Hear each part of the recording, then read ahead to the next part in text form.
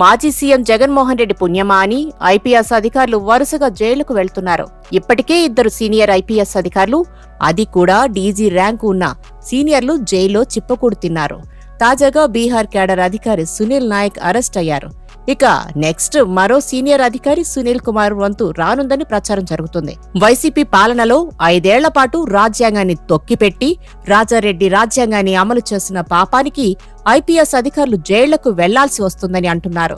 IPC బదులు YCP అమలు చేసి తప్పు మీద తప్పులు చేసి వ్యవస్థలను దుర్వినియోగం చేసిన ఐపీఎస్ అధికారులు పిఎస్ఆర్ ఆంజనేయులు, సంజయ్ ఇప్పటికే అరెస్ట్ అయ్యారు. డిప్యూటీ స్పీకర్ రఘురామరాజుపై కస్టోడియల్ టార్చర్ కేసుతో ఇప్పుడు బీహార్ కేడర్ అధికారి సునీల్ కుమార్ చేతికి బేడీలు పడ్డాయి. ఇదే కేసులో A1 టీవీ సునీల్ కుమార్ కూడా నేడో రేపో అరెస్ట్ అయ్యే అవకాశాలు ఉన్నట్లు ప్రచారం జరుగుతుంది.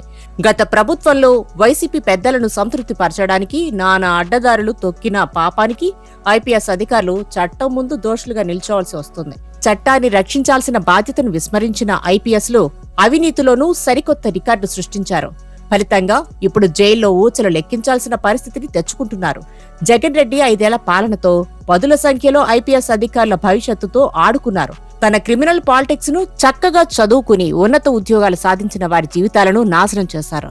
సీనియర్ అధికారులైన పిఎస్ఆర్ ఆంజనేయులు, సంజయ్, సునీల్ కుమార్ వంటి వారు జగన్ తో జత కలవడంతో డీజీపీ అవ్వాల్సిన అవకాశాలను చేజేతులా పాడు చేసుకున్నారు. అందుకే మంచివారితో సహవాసం చేయాలని మన పెద్దలు అంటుంటారు.